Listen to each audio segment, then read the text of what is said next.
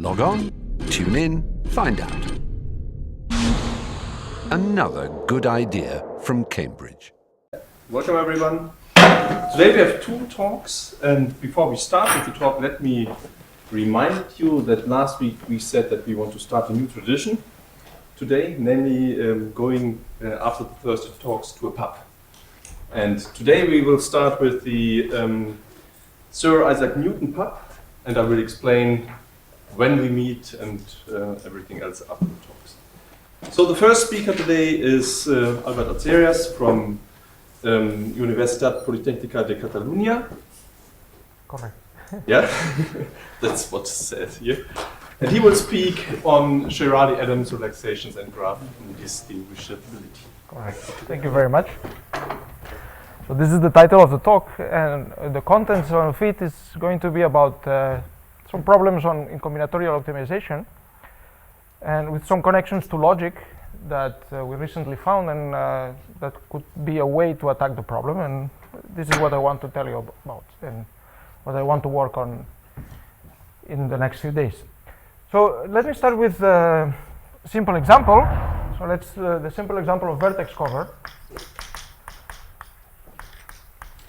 This is a famous combinatorial optimization problem, and this is going to be my running example.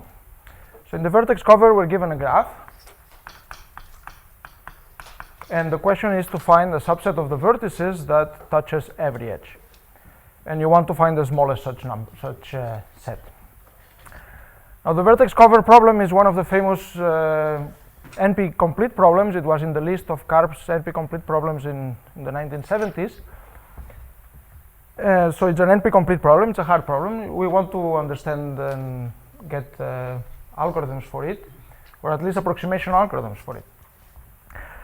So let me formulate it as an integer program to start with. So if you want to formulate it as an integer program, then what you have is one variable for every vertex, xu for vertex u, and what you're asking is for the minimum sum over all vertices, subject to the constraint that when you have an edge, then at least one of the two variables is 1. This is for every edge.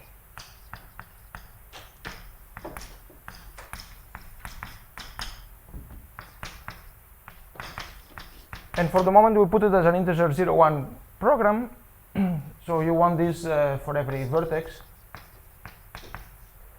So this is the problem of vertex cover, right? So minimum number of vertices that touches every edge. All right, so this is an integer program. It doesn't help much to phrase it this way as to design an algorithm, because this is already hard. But then what you can think of is, let's call this vertex cover of G, and I put an integer here, because this is the integer program. We can think of the relaxation of this program, where instead of this constraint, we had much weaker constraint, and we're asking for xu to be between 0 and 1. And now we are in the rationals, and the new program is going to be called vertex cover over the reals, over the rationals, if you want. And it's going to be the same program where you replace this integrality constraint by a 0, 1, by a relaxation of it. Now we have a linear program, and this linear program we can solve in polynomial time, and it can be used to get some sort of approximation to your optimum, right? So there is one obvious observation, which is that the vertex cover, the rational vertex cover, or the fractional vertex cover as it's called, is at most it might be smaller than the real one. That's because we are minimizing over a larger set. But it turns out that it's a fact that this is always not more than twice.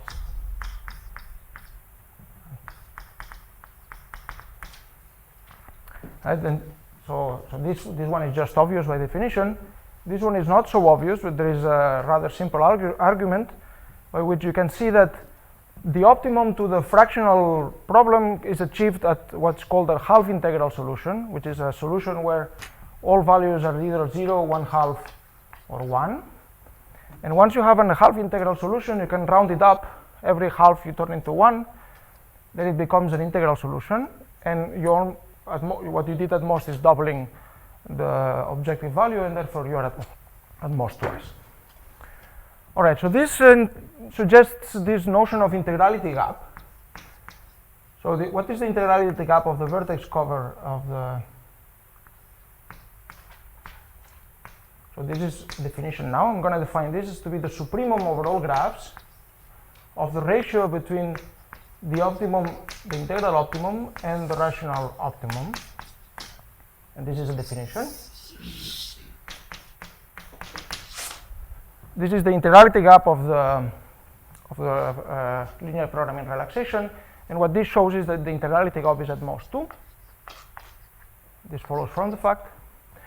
And you can always see that the integrality gap is at least 1. This is from this fact here. But in this particular linear program, it's not difficult to see that the integrality gap is actually exactly 2. And the way to see this is, for example, taking the complete graph on n vertices. It's an exercise to see that, the minimum vertex cover of the complete graph is, if you have n vertices, you need n minus 1, because otherwise you're leaving one edge out. While the fractional solution, you can achieve n over 2. By putting all the vertices to 1/2, that gives you n over 2, so the gap is 2. All right, so the integrality gap of the vertex cover is exactly 2, and that means that this approach cannot be improved to, the best it can give is the obvious approximation of a factor of 2. All right. So now you can think, okay, maybe what you can do is to add more constraints to this linear program and get stronger and stronger approximations. So for example, one observation that is quite easy to see is that if you have a triangle in your graph, let's call it U, V, and W, then in the integral solutions, it's always going to be that the sum of the three things is going to be at least 2 in the integral solution. It's valid on 0, 1. It's valid for the solutions, for the feasible solutions on 0, 1. And that's because, well, if you don't cover 2 of the vertices, if you cover only 1 of the vertices, then this edge is going to be uncovered, right? So then what you can think is, okay, if this is valid for 0, 1, you can consider another linear program, this time stronger one, which I'm going to call VC plus, just for a lack of a better name.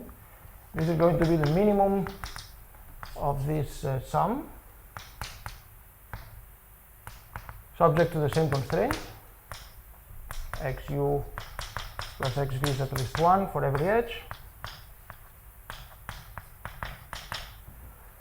And then you also add, for every triangle, you add this constraint. It should be at least 2 for every triangle.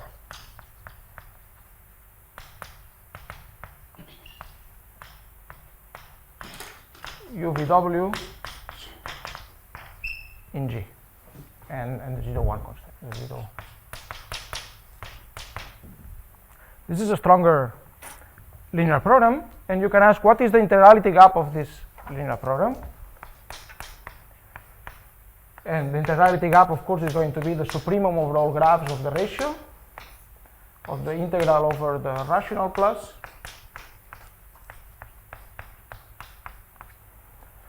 and there is hope that this could be a bit better, but it turns out that it's not better. It's still, the integrality gap is 2 still. Okay, and then you can add more valid constraints, and you can keep improving your linear program, and hope that at one point you'll get a better approximation.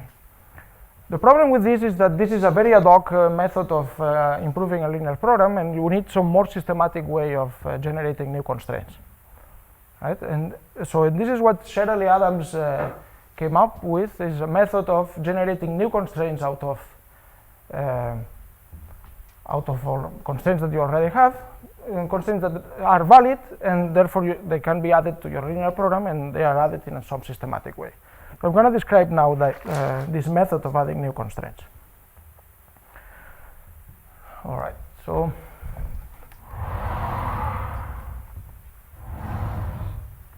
okay, so the first observation is that suppose you have some constraints, the original constraints. Then one thing you can do is you can add them up, right? If you add all constraints, for example, like at the edges, if we add over all edges, you add this constraint,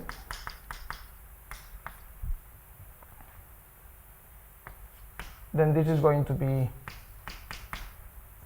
so you have ones on the right, and you're adding this thing for every edge. This, since I don't put an order here, this is actually 2 times, because UV and VU are just the same, right? So I'm adding everything 2 times. So this comes from adding up all these constraints. Of course, you could also add them with some coefficients in front, and it would also be true. And in general, you can have, if you have if you have linear constraints like this,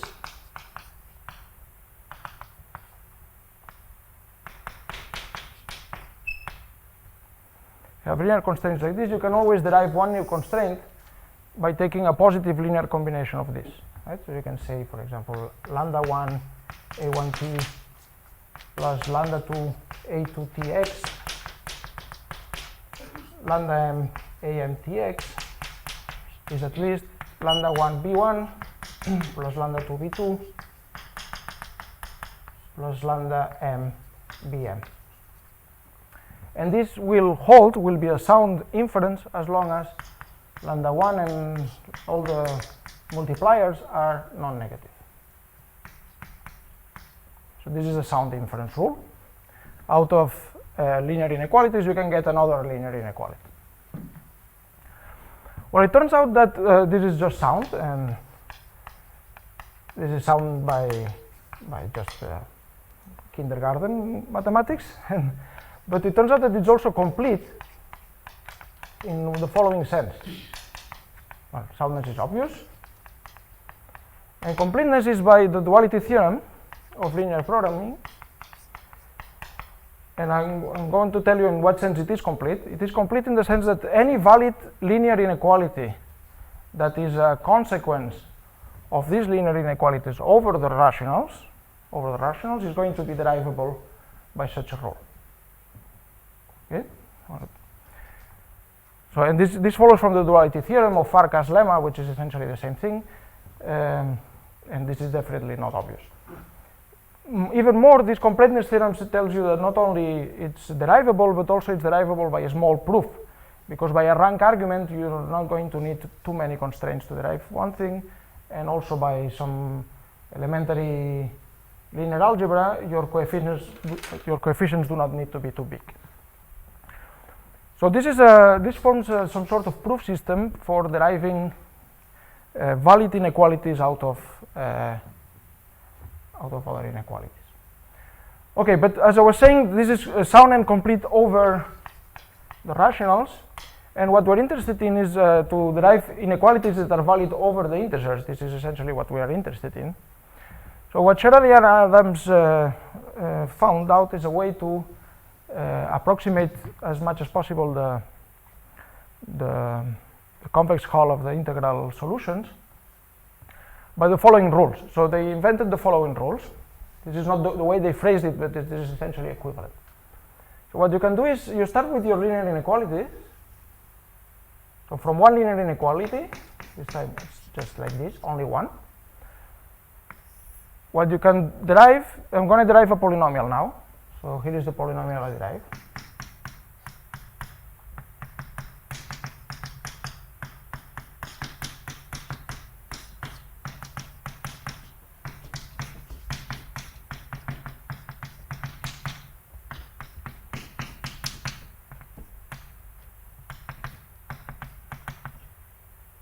Okay.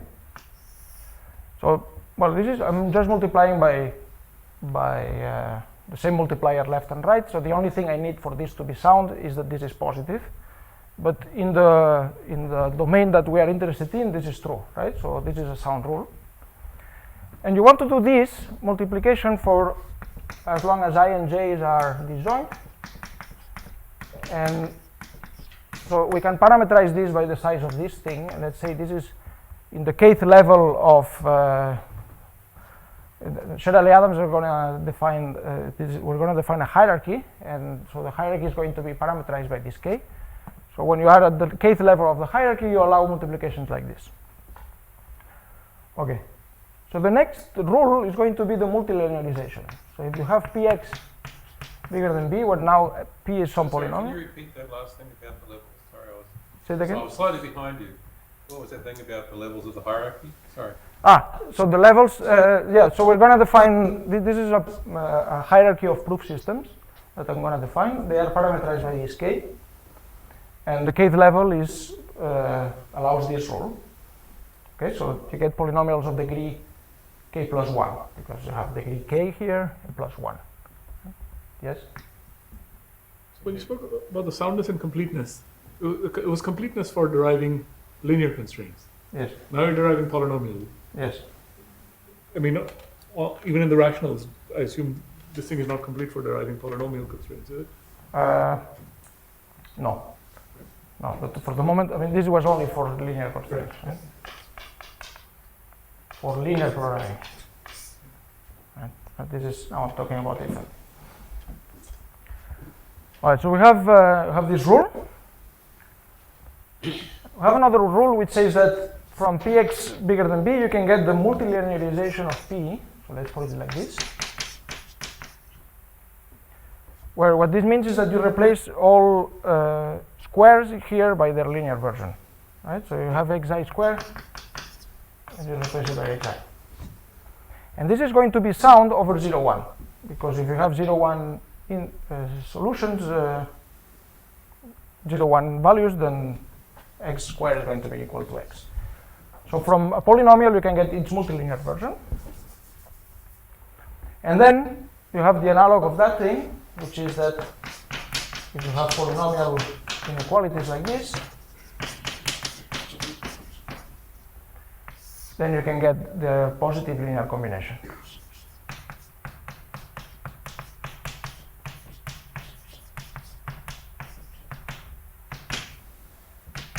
As long as the multipliers are non-negative. All right, so these are the three rules, the three inference rules that define the kth level of Sherali-Adams relaxation. But now I need to define the linear program. So if you have an LP, and now I'm going to switch from optimization to feasibility, which is essentially the same thing, because you can always put the optimum, the objective function, you can put it as a constraint. So if you have an LP, which is given by your set of linear inequalities,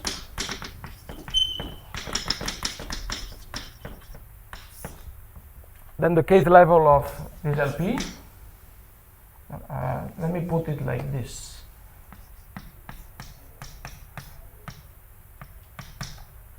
Is all linear inequalities that you can derive by those rules with the parameter k.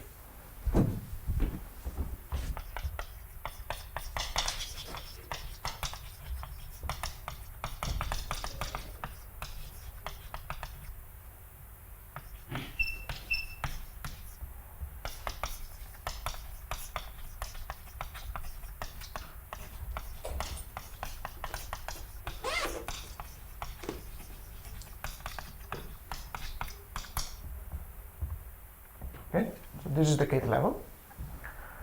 This is going to be again a linear program because it's a set of linear inequalities, and you can actually make it explicit. You can make explicit this set of linear inequalities. This looks like a dynamic thing that you can generate more and more rules, but in fact you can actually write explicitly in practice. In practice, you can write explicitly what your linear program is. Now the theorem that this thing gives is that, well, first of all, remember that this was sound only for the 0, 1 solutions because we have the multilinearization step. So the theorem says that this approximates better and better the 0, 1 convex hull of the 0, 1 solutions. So the theorem of Sherali-Adams is that Sherali-Adams 0 LP is just LP. Well, this is not quite a theorem, but then this is included in, includes the first level, which includes all the successive levels until you reach the nth level, at which point you're already in the integer. So this is exactly LP integer. And by the way, here I didn't say, here I'm assuming that everything is between 0 and 1. Yeah, this is always there. So it's always linear programs in the 0, 1 cube. Okay, and LPZ is going to be the convex hull of the 0, 1 solutions of this linear program. Okay? So the LP is a bigger thing. You have this convex polytope, this is LP. You have a smaller convex polytope here, which is what you're after. This is the convex hull of the 0, 1 solutions. And the Sherali-Adams levels, what they do is they approximate these better and better until they actually, after n levels at most, where n is the number of variables, you get down to the convex hull of the integer. So this is a systematic way of getting your linear program better and better. A very relevant thing is that this linear program, I mean, it's not completely obvious from the definition I gave, but it is true. SAK LP can be solved in time n to the k, n to the order of k. Can be solved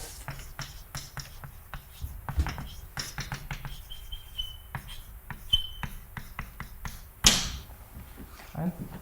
And that's because the linear program is going to have n to the k, approximately n to the k linear inequalities, and then you can run linear programming on those. So it's going to result in polynomial in n to the k, so n to the order of k. Where's that proved? What is what? Where is that proved? What's the reference? This Sherali-Adams? Oh, it's all in that paper, isn't Yeah, it? it all is in Sherali-Adams paper, 2000 or late 90s. I'm not sure exactly. Oh. All right, so this means, for example, 5 levels of Sherali-Adams gives you polynomial time solvable approximation. And for example, I'm not exactly, I mean, I don't know exactly how. Is that because the number of constraints keeps increasing? Is that because the thing's getting bigger all the time? The number of constraints. So the underlying algorithms work at the same time, it's just that the overall specification is getting larger and larger, yep? Correct, yeah, that's right. For a fixed level, you have still a polynomial program, and therefore there is hope that it's getting better. For example, this thing I gave, so in what sense is this a systematic way of adding constraints? Well, because you reach what you want in the end.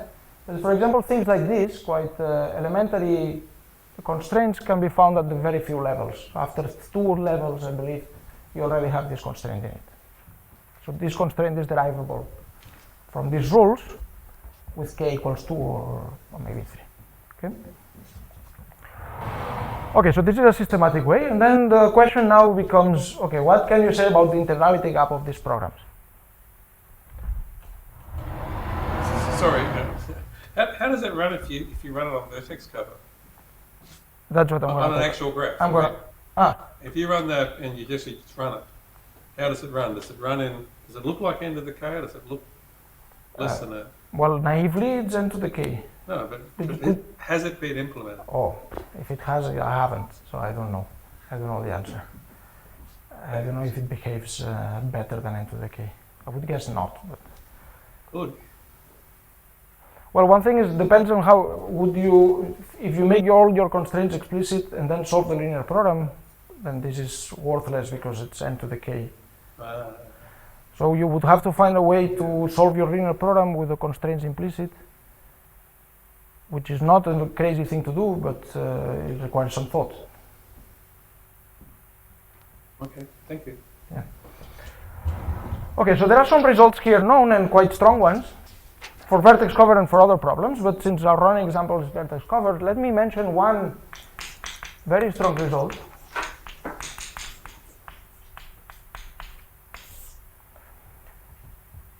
which is as follows. This is due to Charikov, Makarichev, and Makarichev not too long ago, a few years ago. It says the following: for every epsilon, there exists a delta. This is non-negative stuff. So that for every large enough n, the interality gap of the n to the delta, how did I put it like this? N to the delta levels of vertex cover, of course this is the rational one, the integrality gap stays to 2 minus epsilon, 2 minus epsilon. So this is a very strong result. It is saying that even if you go to n to the delta levels,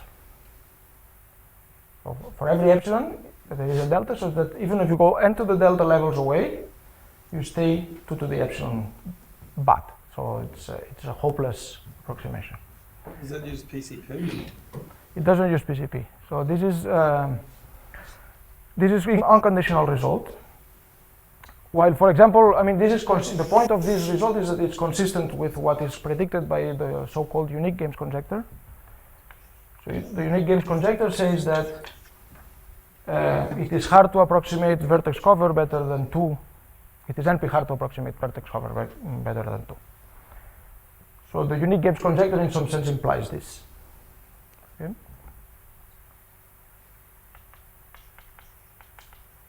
The point is that this is I say this because the unique games conjecture is about NP completeness, and here we will be talking about sub-exponential algorithms, so it's a little bit uncomparable. But anyway, so this is the point.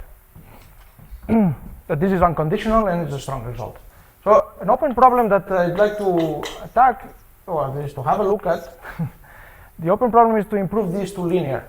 Right? So we would like to show the same thing with interality gap being linear in delta, in n, sorry, but you're still 2 minus epsilon. So you would like to show again that for every epsilon there exists a delta, so that for every large enough n, this thing happens. Okay, so this is a problem that is very much of my interest, and the way I want to at least think of it is through a new approach to the problem of integrality gaps that goes through graph indistinguishability, which is the other part of the title. And this is not going to be too long to describe, I believe. But let me try. So, graph indistinguishability, what do I mean by that? Indistinguishability. Okay, we know what it means that two graphs are isomorphic. So let's say G and H are two graphs, and let's say A and B are their adjacency matrices, A and B. And let's say both graphs are on n vertices 1 to n. All right, one way to put this is just equivalent, is the same as saying that there is a permutation matrix P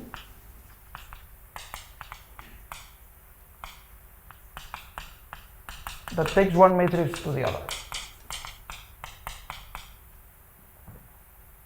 This is just the same. Now, permutation matrices, their inverse are their transpose, so you could actually write this also like this. These are just the same. Now, this is linear. If your permutation matrix is your set of variables, this is a linear set of constraints.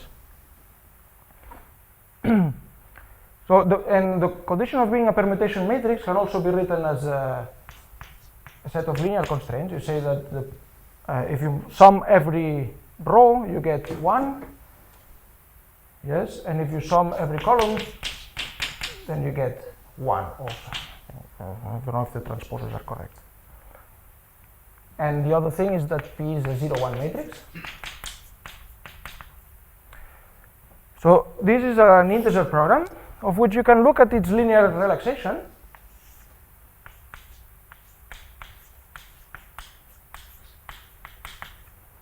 And we call this thing graph fractional isomorphism. Fractional isomorphism. This is not new, it's a concept that was already defined.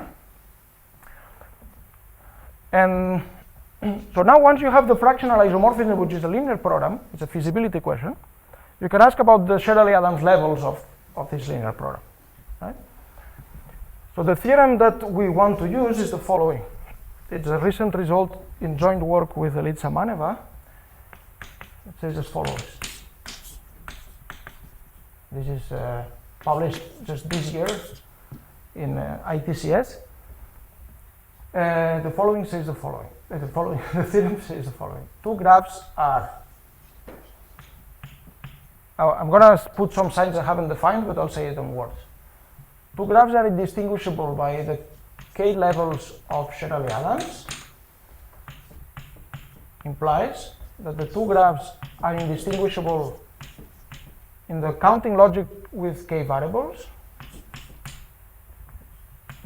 which implies that the two graphs are indistinguishable by k minus 1 levels of Sherali-Adams. And this for k at least 1. Okay, so let me define what each thing is. What this means is that the Sherali-Adams, the k-level Sherali-Adams relaxation of fractional isomorphism is non-empty.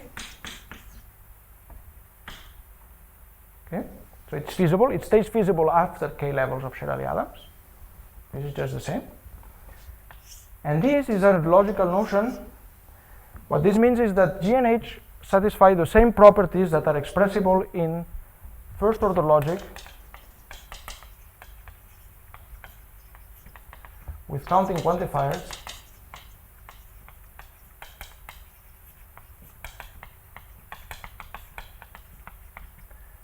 and at most k variables.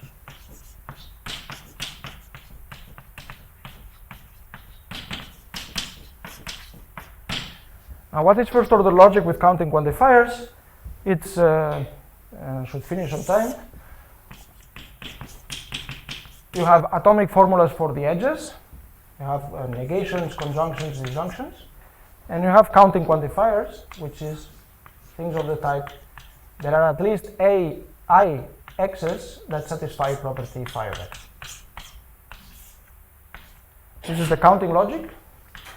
And counting logic with k variables means that you restrict your formulas to having only k variables in total, which can be reused. This is a logic that has appeared in finite model theory and in descriptive complexity. It's very well studied, rather well understood. And this connection is showing that the geometric concept is captured by a combinatorial or logical concept. And since we understand this indistinguishability relation, we claim to understand this one now. And once we have this indistinguishability relation, there is a way in which you can interpret integrality gaps as, well, what is an integrality gap? In order to show an integrality gap, what it would suffice to find is two graphs that are indistinguishable by Sherali-Adams k levels, where one has a large vertex cover, the minimum is large, while here the fractional vertex cover is small. If you have such a thing, then you have an integrality gap. So this was supposed to be an introduction of what I want to do, and I think it's time to stop.